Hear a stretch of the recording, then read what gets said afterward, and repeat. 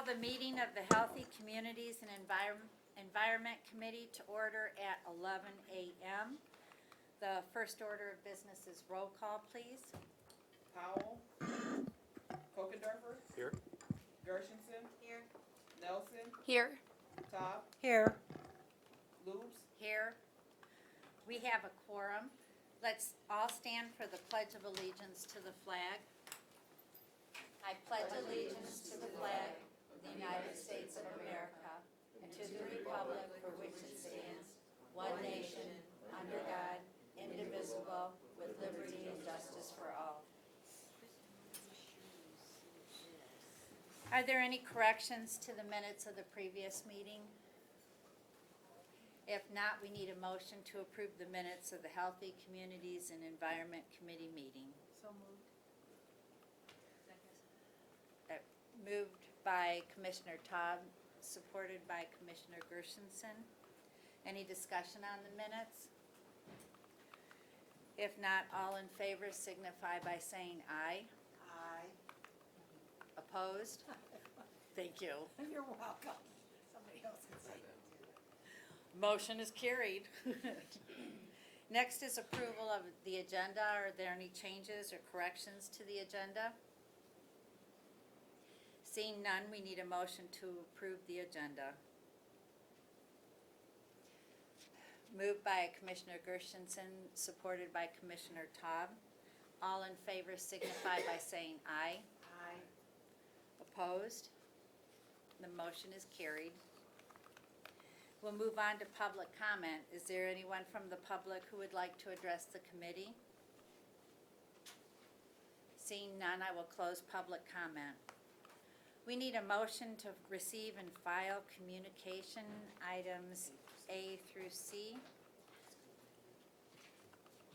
We need a motion by Commissioner Nelson, supported by Commissioner Taub. All in favor signify by saying aye. Aye. Opposed? The motion is carried. We'll move on to the regular agenda. The first item is Veterans Service Division County Veterans Service Fund Grant by Garth Wooten. Welcome. Thank you. Thank you. Did you need a motion? No? Okay. Oh, 1 second. Yeah. A motion by Commissioner Taub, second, support by Commissioner Gershenson. Okay, this is a grant from the state of Michigan Veterans Affairs Agency. We originally had applied for it, and the original grant amount was $43,736. After the first of the year, they came back and approved us for $256,606 for fiscal year 2019. There's a couple reasons for the increase in the amount. First of all, at the end of the year, this bill, they increased the funding for the entire state from $2.1 million to $4.2 million. Also, it was based on originally a flat $25,000 plus a per capita for each veteran. They changed it to $50,000 plus a per capita for every veteran that in the counties that applied. There are 83 counties in the state of Michigan, and only 33 counties applied for the grant, so that allowed us to get more per capita. So we intend to use it for marketing, which has been an area that we've always wanted to be able to get the word out to veterans as much as possible. We've been working with the media and communications department, and they've hired a new individual, Kevin Sadai, who is going to be helping us with developing a comprehensive marketing program. We've already got a plan together. We're also going to use a portion of the money to get dual monitors for our counseling staff, which enables them when they're doing remote access with the VA to look at that and to do pull up other things on their other screen. So we're excited about this. This is, again, is something that we've never really had any advertising funding, so we're looking forward to utilizing these funds. Thank you. Commissioner Gershenson? Well, congratulations. I thought it was a typo. I'm like, wait, Thank you. they just got all that more, that's incredible. I mean, where did that much, I understand how, but how did that happen? Yeah, as I said, the legislature doubled the funding for it. And So did they get more funding from the federal government? no, this was actually spearheaded by Representative Wentworth, who's a veteran himself, and I believe he represents Clare County. And he was somebody that really wanted to get this funding. The state of Michigan has acknowledged that county veteran service offices have been underfunded or undersupported by the state of Michigan in the past, and this was the first time they've done this. They're gonna continue to do it going forward, so, and again, there were only 33 counties that applied for it, and, I'm sure they're pretty sorry about that now, yeah, but there was a lot of confusion when this came out, because this is the first year they've done it, and there are reporting requirements, as there are with any grant, and there were some counties that were reluctant to have to report to the state. kudos to your department. I Thank know you. grants can be very difficult to fill out. Mm-hmm. And I'm very excited. I do agree that it's a department, it's a federal and state and local department that's underfunded. Mm-hmm. And I'm excited about the possibilities for you to get the word out with your marketing plan, so Thank you. congratulations. Thank you. Commissioner Todd? Thank you, I'm excited for you as well. Does every county have a veterans organization or Veterans Affairs Department, or are there county consortiums? There are 73 counties that have a county veteran service office, 3 that do contract with another adjoining county, so a total of 76 out of the 83 counties have a county veteran service office of some form. Now, not all of them do the counseling benefit work that we do. Wayne County, for example, limits themselves to just soldiers' relief and county burial allowance. Wow, so they don't do what we do? No. And Wayne County's bigger than us? Yes. Do they get more funding than we do? They did not apply for this grant. Ooh, So, that's good. which is again, one of the reasons when they look at per capita, there's about 100,000 veterans in Wayne County, so that increased everybody else's funding. So you're going to apply, I presume, next year? Yes. Good, so we Every year. could end up with another couple $100,000.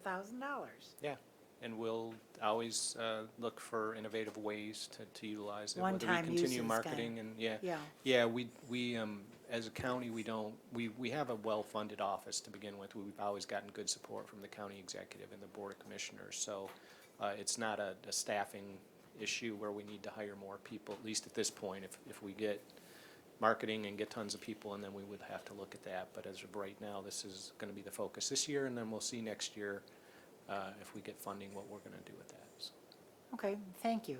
thank you. Thank you, Madam Chair. Thank you. Is there any further discussion on this item? Hearing none, call the roll, please. Hokenderber, Yes. Gershenson, Yes. Nelson, Yes. Todd, Yes, Loops, Yes.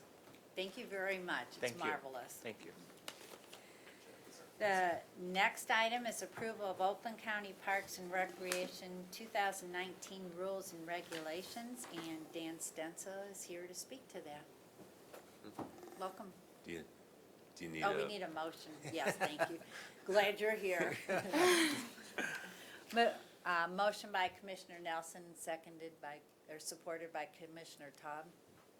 Good Thank morning, you. Commissioners. Dan Stenzel, Executive Officer, Oakland County Parks. Jim Dunleavy, our Chief of the North District for our Parks and Recreation Operations staff. Sharon is here from Corporation Counsel, Sharon Barnes. This is a annual activity of the Parks Commission. All of our staff, part-time, full-time, assist us with staying on top of the needs to administer the park system and to provide the world-class customer service that our patrons have become wanting. So this year, we went through a very exhaustive process, and especially with the legalization of recreational marijuana. We have a couple changes that we would like to make, and Jim and Sharon can give you the details. Okay, in the camping section, mainly the change in that area was, in the past, you could make a reservation starting, I think we usually pick around January 15th, 20th, and everybody had to wait for that date to come along. And we had a lot of phone calls, a lot of staff hour, a lot of time, and the change was that you could make a reservation 11 months out. So now you can call if you were there for the 4th of July weekend, or, you know, or right after that date, you can make a reservation for the following year. So that'll help us a lot in staffing time and that kind of stuff. In the personal conduct area, the change of that was we definitely added the marijuana area. We're looking at not allowing that in the park system. We have met with Sharon and Jody Hall and the Sheriff's Department to kind of come up with a plan on how we're gonna handle that. Right now, we're gonna handle that as they come in the park, they're gonna get a little bit of a notice with some type of signage that it's not allowed at the park. Yep. Yes, Shelley? Okay.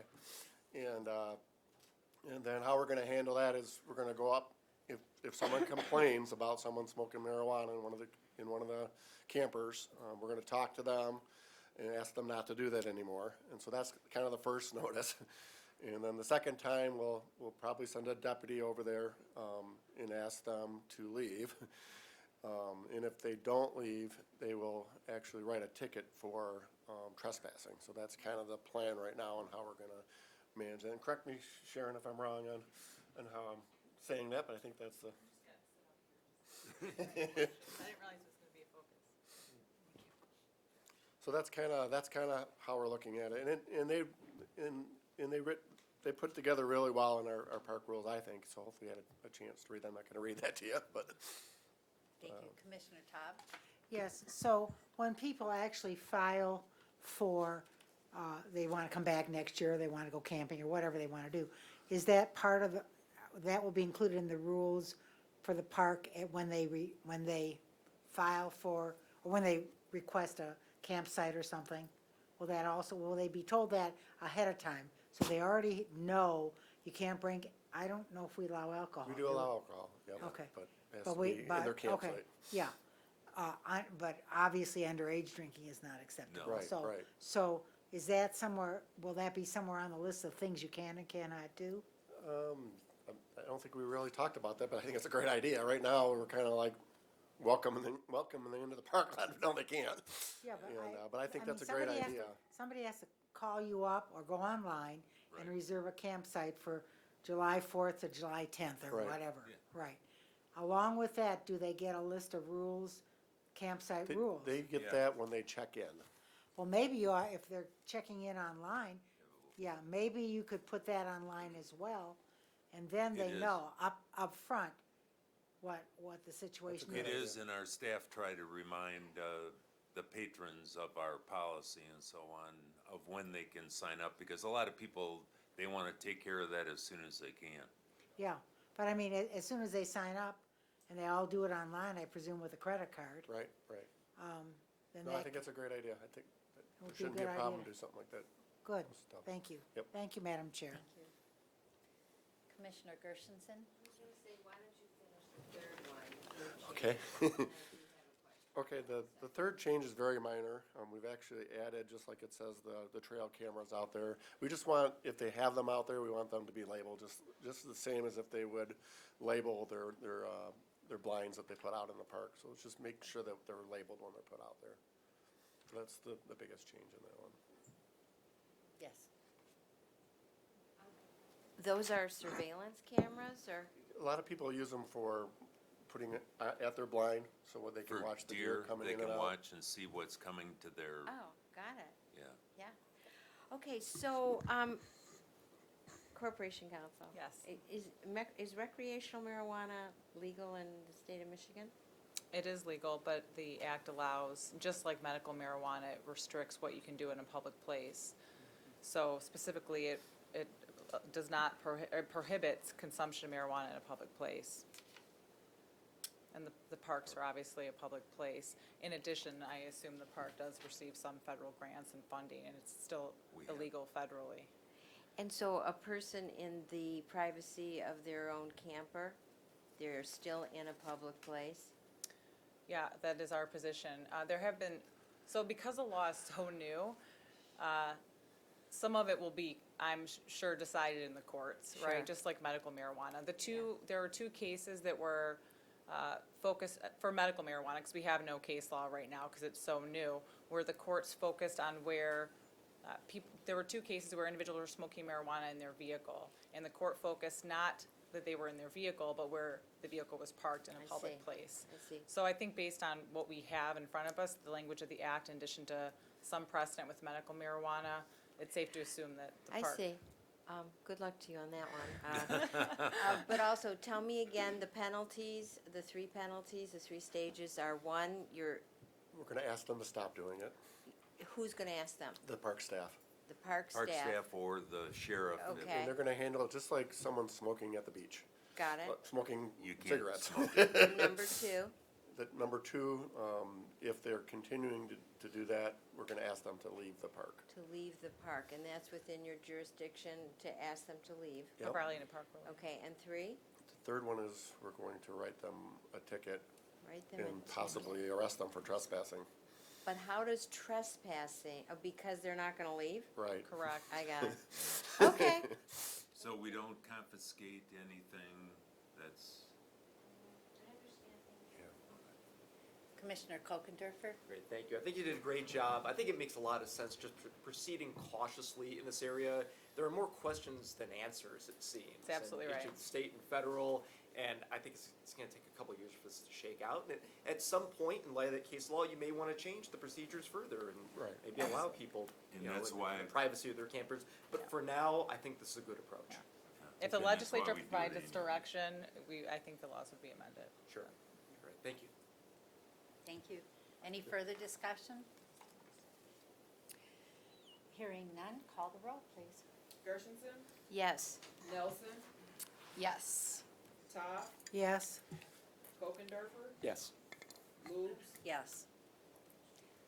The motion is carried. Thank you very much. Can I Thank you. just add one quick thing? I just wanted to commend Jim for the way he presented it, the options for us to easily see what the changes were.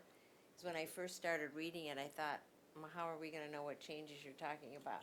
So just having the three articulated like that was, Appreciate that, thank you. we appreciated that too. Thank you. Thank you. Thank you. The next item is a presentation by Children's Village. Jody Overall.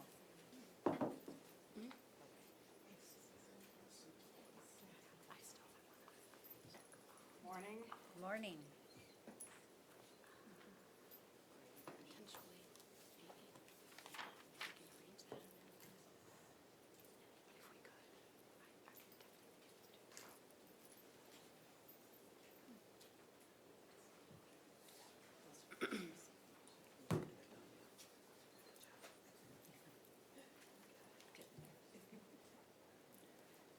Ready? Ready. I am Joanna, or Jody Overall. I'm the manager at Children's Village, and also here, I think you know Kathy Forsley. I've worked for Oakland County for 38 years. Started my career as an intern from Michigan State University at Children's Village. The great majority of those years were spent in different capacities within Children's Village, and I also spent about 6 years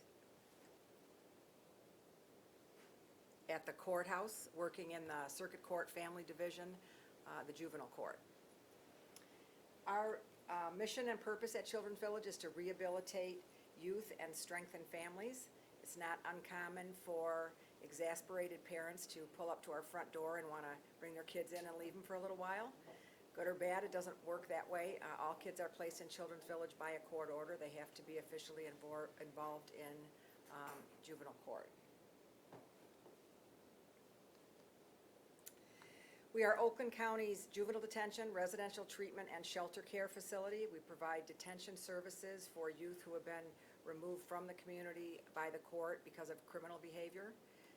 We also provide long-term residential care for youth who the court has decided need to complete a treatment program before they can return back home into the community. And we also provide shelter care services for youth who have been removed from their homes through no fault of their own, but because of abuse and neglect. We provide 18 beds to the state of Michigan for the sole purpose of housing kids in their foster care system. We have 3 different licenses that we operate under, all 3 issued by the state of Michigan Department of Health and Human Services. One is for secure detention, and that allows us to work with youth between the ages of 10 and 17. Residential treatment allows us to work with kids between the ages of 12 and 17. And then our shelter care, we work with children from birth through age 17, although we get very few younger kids in our shelter care. Some fun facts, we have a boys basketball team and a girls volleyball team, and they both participate in games in those sports within the Waterford School District. Our basketball team last year finished with a 9-2 record. We were pretty excited about that. We have 261 staff at Children's Village, 187 are full-time, 74 are part-time. 243 youth participated in a residential treatment program last year. 167 youth received shelter care services, and 580 youth received detention services. Secure detention, all youth placed in secure detention are there for criminal offenses. They're court-placed and court-released. The average length of stay for a youth in secure detention is 29 days, and our license capacity is for 60 boys and 22 girls. The picture that you're looking at is one of our courtyards in our secure detention. The side that you can't see is a very high fence, but this is one of 3 locations in secure detention where kids can go outside and do activities. One of the things they do in 2 of our courtyards is horticulture. This is corn that they grow, and then they'll prepare it for their meals. And then our other garden, they do flowers and vegetables that they also, some of the kids, if they have a special activity, will work with the staff to prepare the vegetables that they grew into their meal. Residential treatment, we have 5 staff secure treatment programs, and those are, technically they're not secure, the doors are not locked, the kids have a lot of outdoor and community activities, they walk to and from school every day, but they are staff secure in the sense that we have very structured treatment programming and very close supervision by our youth specialists with kids in the program. We have 1 secure treatment program for boys that generally is older teenage boys who have committed more serious offenses. Oftentimes they've committed multiple offenses and they are truant risks. Also court-placed and court-released in our residential treatment programs. We provide reports to the court on a regular basis, and when a child and their family has completed their treatment program, we make a report to the court recommending release. The average length of stay in our residential treatment program is 7 months, and our license capacity is for 74 kids in our staff secure programs and 16 kids in our secure treatment program. You also see, this is one of our treatment cottages in the picture that you see, and that fence is to keep the animals out. It is another garden that we work with in a partnership with the zoo. They send out educators to help our kids learn about horticulture, and they also grow flowers and vegetables in the garden. In our residential treatment programs, we do more activities with parents, so they will often have a potluck or a cookout with the parents, and they'll prepare the vegetables that they grew. Our shelter care is called Mandy's Place, and we have 2 programs in that building. This is our contracted foster care placement for kids who have been removed from their homes, not for delinquent behavior. We have 18 beds that we provide for the state of Michigan. And these aren't what you would think of as younger kids, even though we call it a shelter care. These generally are older, high risk, very troubled teenagers. The state does a good job of placing neglected and abused kids into foster homes or relative placements, even group homes in the community. So generally the youth that are placed with us at Children's Village are youth that are in need of structured programming and reinforced staffing. We have a status offender program also in Mandy's Place. That's a smaller, shorter term program than the rest of our treatment programs. These are for kids who have committed status offenses, meaning if they were adult, it wouldn't be against the law. Home and school truancy, home and school incorrigibility. The goal here is to intervene early and effectively, catching these kids. They're just starting to get involved in the juvenile justice system, And the idea here between the court and us at Children's Village is to intervene early enough that we get them back on the right track before they go any deeper into the juvenile justice system. Our school at Children's Village, we have a full-scale school on our campus. It's operated by the Waterford School District, and the reason for that is because we are located within the Waterford School District boundaries. The great majority of our kids are in high school, 9th to 12th grade is 88% of our population, and then only 3% of our kids are elementary school age, which would be kindergarten to 5th grade. We have the main school that you're looking at is on our campus, so all the kids in staff secure programs walk to the school and back every day. And then within our secure detention program and our boys secure treatment program, we have freestanding classrooms in those buildings that are also staffed by Waterford school teachers. They provide the curriculum, the teachers, and the support staff, and Oakland County provides the structures and the building and the classrooms. So the first thing we see, an immediate change almost all the time with the kids that are ordered into Children's Village is in school, and it's not just because we have a captive audience, it's also because of the teachers that we have and the curriculum that's offered. The class sizes are small, the teachers are well aware of the population and the special needs that we have, so they do an outstanding job of working with our kids, and we will almost always see an immediate improvement in their school performance. Just for an example, in math, 86% of our students are below grade level when they're placed in Children's Village. 64% of those students are 3 or more grade levels behind. In reading, 71% of our students are below grade level when they're placed with us. 42% of those students are 3 or more grade levels behind. Waterford School offers a credit recovery program. The kids are scheduled to take that course during their school day. And then they also have the opportunity up to 2 days a week after school hours to go into the classroom and work on credit recovery. There's a special ed teacher in that class that helps the kids work on extra credit. And in general, in a semester, they can gain credit for 3 additional classes. That kind of helps them catch up and get back on track. This is our library. You can see some artwork on the bookshelves. And those are cardio machines. They're Stairmasters.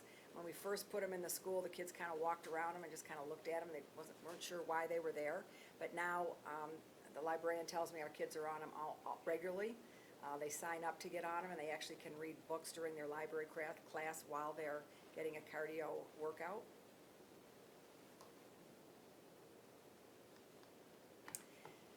Just a couple of pictures of our school. These are our classrooms. The upper right corner is our we call it our littles classroom, and that is our elementary school age kids, kindergarten through 5th grade.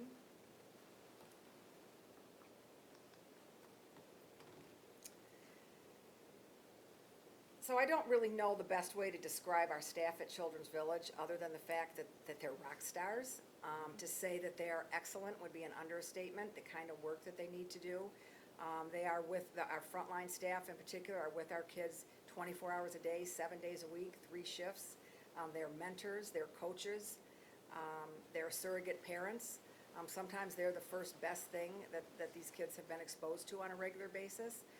They provide the very basics with, showers and cleanliness and safety and security and meals, and they help kids stabilize when they first come to us. They help them internalize the hard work and the changes they need to make as far as their own individualized behaviors and their family relationships. They're just outstanding people, which makes them exceptional staff. We have a master's level clinician assigned to every one of our programs, and we have bachelor's level counselors or case coordinators in every one of our programs. We have a full service kitchen on grounds where our cooks provide 3 meals 7 days a week that are nutritionally balanced. The meals are prepared in a central kitchen and then sent out to the buildings. There are times when our staff and kids decide to prepare a meal themselves, so they will get the ingredients uncooked or unprepared, and then they'll do that themselves. We have a medical unit on our campus. We've partnered with a federally qualified health center, Honor Community Health, and they have a clinic in our school Monday through Friday, 8:30 to 5. There's a nurse practitioner who comes in and provides physicals and sees our kids while she's there for any medical issues that come up. They also have a behavioral specialist that works in the clinic. We at Children's Village have RN nursing staff that are in our medical unit. They're there all the time from 6:30 in the morning until 10 o'clock at night, 7 days a week. They do nurse call. They also provide support to the health clinic when they're there. And when they're not there, they process our kids during admission from a medical perspective. They have nurse call 4 times a day in the buildings. And they assess any medical issues that come up while they're there. We have a dental office with a hygienist and a dentist, provides services to our kids. A psychiatrist who comes to Children's Village and provides psychiatric services. And we contract with the local hospital, which currently is McLaren, for emergency medical services. One of our greatest initiatives, in my opinion, was a Second Chance Reentry Grant that we applied for about 9 years ago. It was highly competitive. It was offered by the federal government, the Office of Juvenile Justice and Delinquency Prevention. One of the components we had to write into the grant application was how we were going to sustain this program once the grant funding went away, and we did that. The grant funding we had for about 3 years, so now 6 years later, the program just keeps getting stronger and stronger. The philosophy behind our reentry process is exit upon entry. So while our kids are busy in their program, their residential program, working on behavioral changes they need to make, relationships they need to strengthen, whatever their individualized goals and objectives are that they're working on with their parents while they're living at Children's Village, simultaneously, we have a reentry staff going out into the community, into their homes, to make sure home is going to be ready for them when they get released. For a long time, we had the kids work in the programs. They did a good job. They made great progress. But they had the support of Children's Village, our staff and our structure of our programs. They would get released, and a lot of times there would be a lot of regression. So this allows us to make sure home is ready for them and increase their chances of success. Some of the things our reentry workers work on are substance abuse treatment for family members. We're taking care of the kids in the village. This is the family members, extended people that might be living in the house. Do they need mental health services, educational services, housing assistance, job training, employment assistance? There was a time not too long ago, actually a long time ago, when I was a clinician, kids were very much afraid, and understandably afraid, to tell us that they didn't have a place to sleep, or there were too many people living in their house, or they were sleeping on the floor. They were afraid to tell us that because we weren't going to be able to send them home under those conditions, and at the time, we didn't have the means to correct it. So a lot of times, protective services would get involved, their passes would be delayed or denied, and sometimes they ended up looking at an alternative placement with the court. So now we're able to make those changes. We actually can buy beds for them. We can help them find alternative living. So it's a good thing that they're able to share that information with us and help us help the families make the correction that they need. We provide criminogenic risk and needs assessments for all of the kids. That starts out in detention. And the primary purpose of those detention assessments is to inform the court so they can use those in making their decision as to whether or not a child should be removed from the community or receive services while they remain in the community. If the court orders a child to complete a residential treatment program, we continue to assess kids on their criminogenic risk and needs for a couple of reasons. One, as they go through their program, we can tell if their risk levels are dropping, which is our goal. And the other thing is that we use these assessments, our treatment providers, clinicians and case coordinators, to incorporate what these needs and risks are actually into their treatment plan. So their goals and objectives are directly related to their risk and needs. So it drives treatment programming throughout the course of their stay. Challenges, we have a fluctuating census. The pendulum swings, and for years and years and years, it always swung back. So we didn't have to make too many changes for so many years because we would become very full, over full sometimes, and then it would swing. A few years ago, it stopped swinging so much, and our census dropped consistently, which actually put us in a really nice position. The timing was excellent for us, because we were finding that we weren't just getting delinquent kids anymore. We were getting delinquent kids with some mental health issues. that needed to be addressed. And so actually, we really were in need of having to reduce our staff resident ratio so that we could incorporate more intensive programming.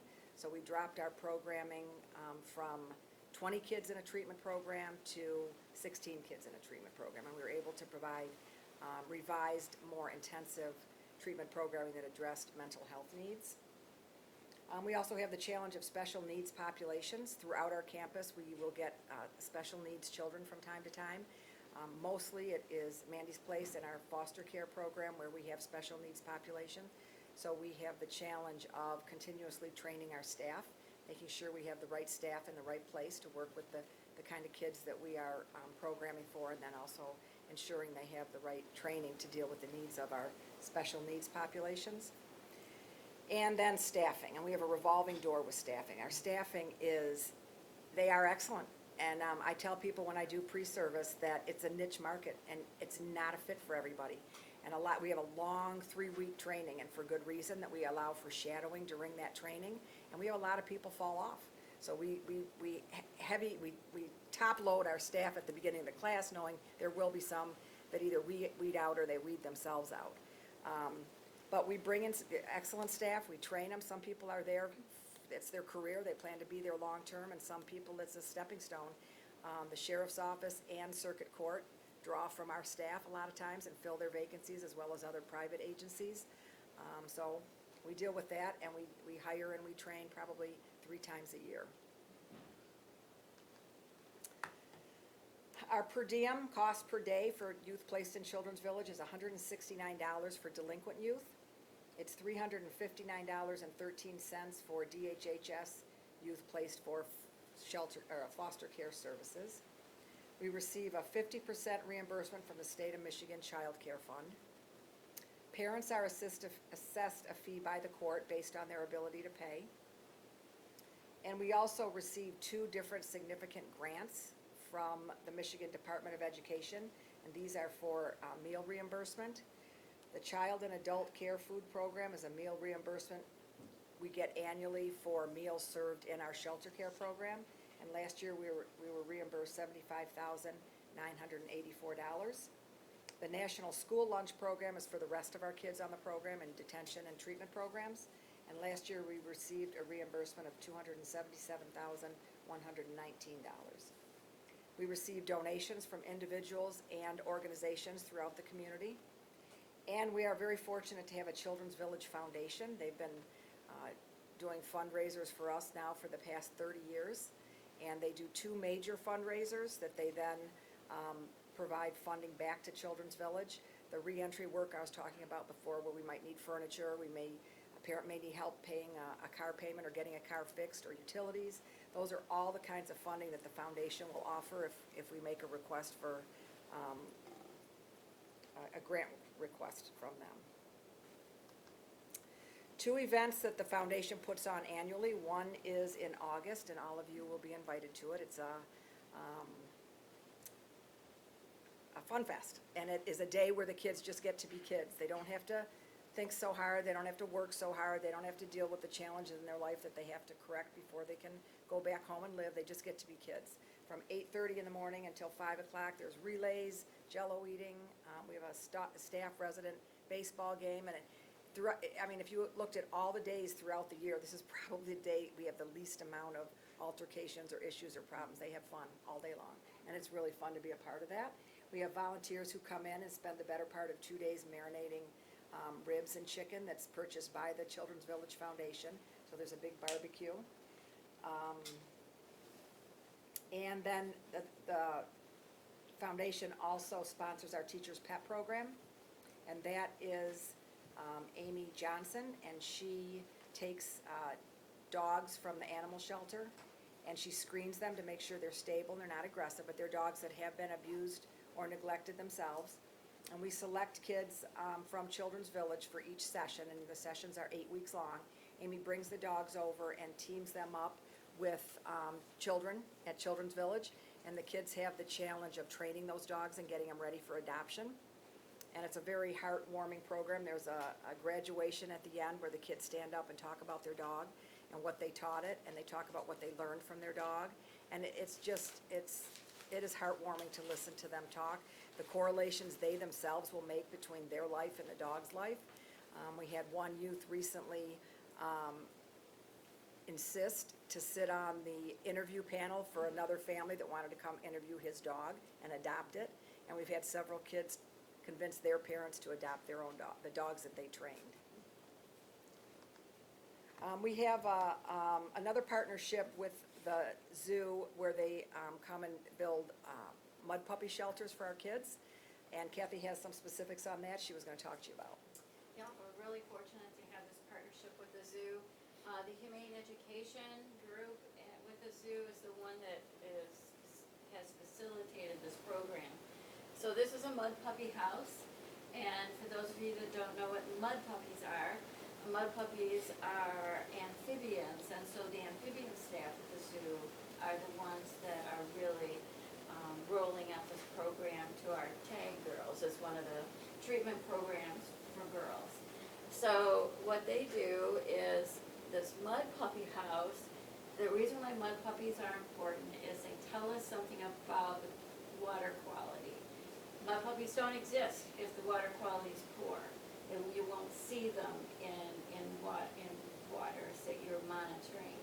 But if there's no contamination, it's clear water, it has a whole lot of other parameters that have to be just right for a mud puppy to exist. And they like these houses because normally they would go under rocks that are piled up by the shore and lay their eggs. But biologists or amphibian staff at the zoo can't monitor to see if mud puppies are present without lifting up those rocks and then disturbing the eggs. So they came up with the concept of building mud puppy houses.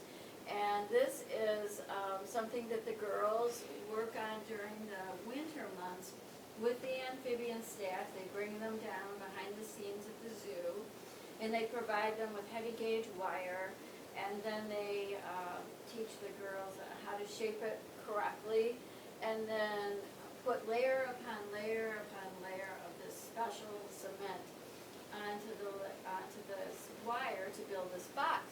Well, if you notice, the lid is not attached to the bottom, and so that allows the biologist to come back at a later date once the mud puppy house has been placed and lift up the lid, peek inside to see if there's eggs in there, and then they know mud puppies are present in that ecosystem, and that tells them a great deal about water quality. So they really work to make those inside walls and the bottom smooth, so there's many, many layers, and the girls decorate it, as you can see, with some pebbles and stuff. But all the while they're building these boxes through the winter months, I think they would go down on Sunday afternoons, I can't remember which day, and to the zoo.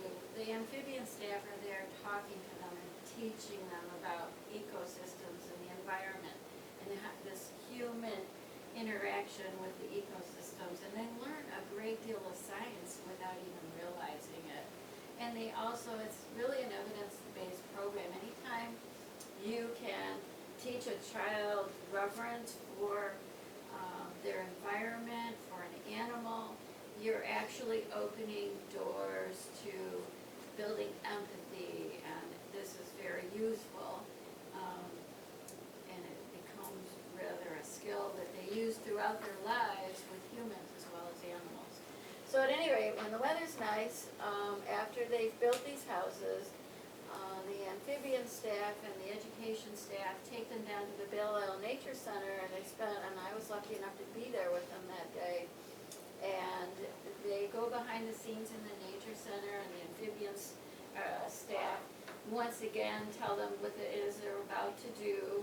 And they put on those stinky waders. Honest to God, I was a biologist. I used to work for the DNR, and I wouldn't put on those waders. But those girls didn't turn up their noses or anything. They embraced it. They put on those big boots and the big waders, and they were so interested in what was going on.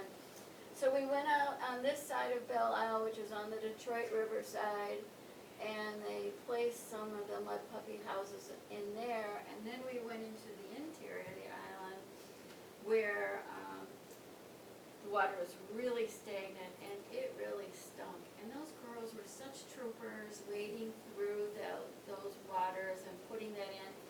The amphibian staff gave them gauges to record, just like a biologist would be recording, water temperature, air temperature, water clarity, turbidity, pH. They're recording it diligently, learning about it, and then the months following it, the amphibian staff continues to look for these eggs to see if they can find them.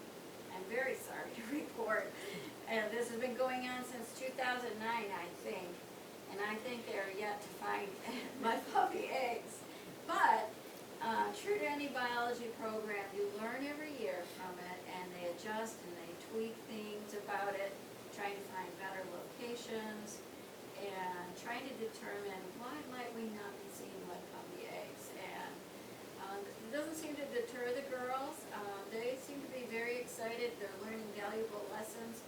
And when I was with them that day, I heard conversations like, wouldn't being a biologist be really a cool thing to do? I mean, these are careers they probably have never even thought about, ever thought that that was a possibility for them.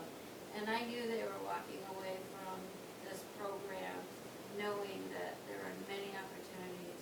And they would, honestly, would not have had an opportunity like this had it not been for being in Children's Village. So between this partnership and the Children's Village partnership, it's really valuable. But this is just one of many. They're also got the kids involved in Frog Watch USA, which is for another day. I'll tell you. Okay. And our grand finale, another initiative in our girls' treatment program that I just think is outstanding. They've been doing it for many, many years now. Started with a garden that they had in the back, and they turned it into a butterfly garden just by knowing the correct kind of plants to plant there that would draw butterflies. So then they took to learning about and assisting in the life cycle of a butterfly.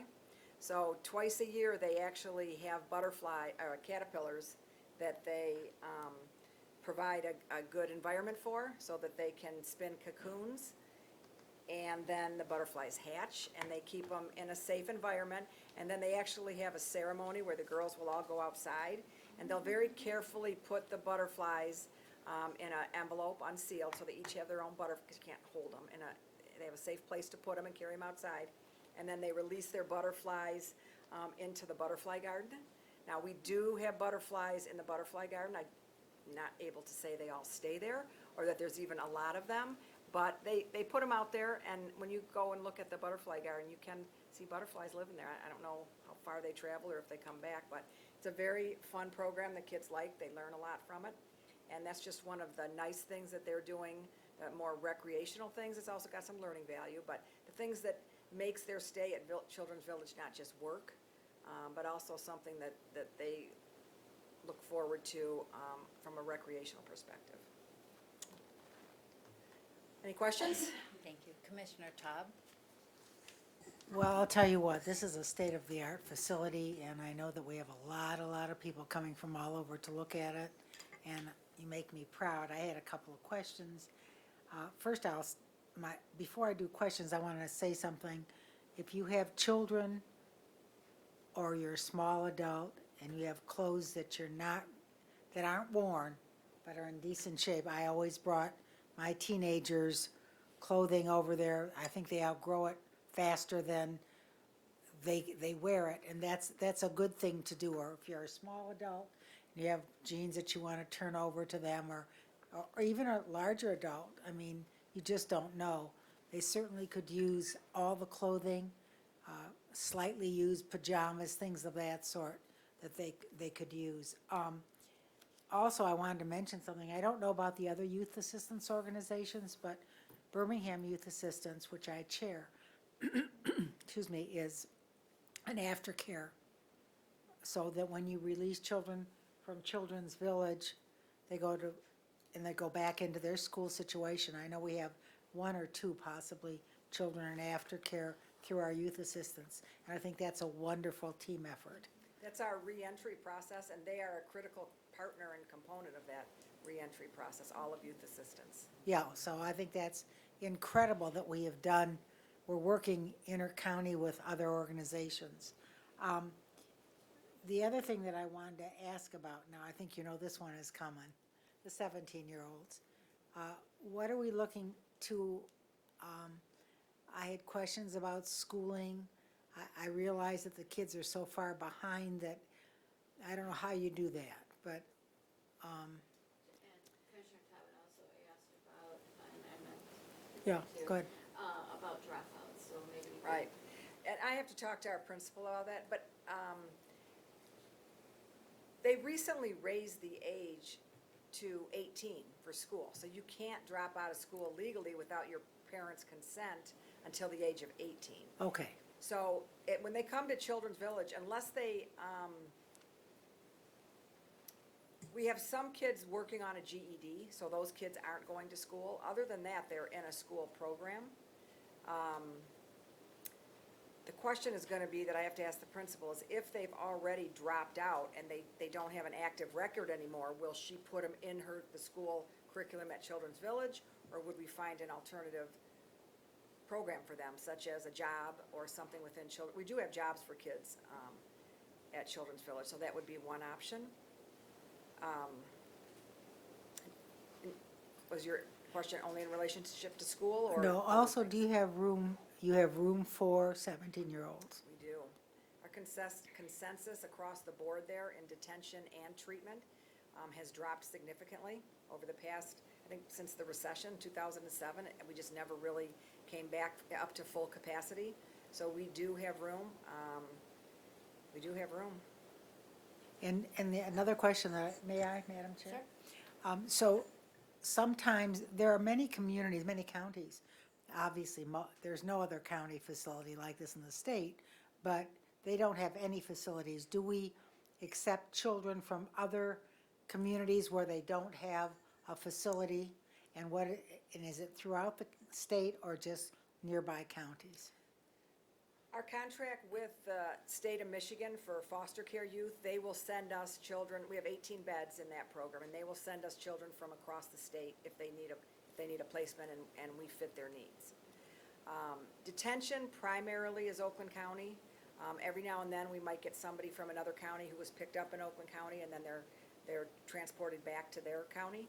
Because our treatment programs are so unique, and cover such a broad spectrum of need for kids, we do get kids from other counties placed into our residential treatment programs. We're very careful to make sure we have enough bed space for Oakland County kids. So if we have a waiting list, or even if we're at capacity in a treatment program, like our Boys Secure Treatment Program is almost always at capacity. So we would not accept an out-county youth if we knew we were full or we had a waiting list, because we give priority to Oakland County. May I follow up?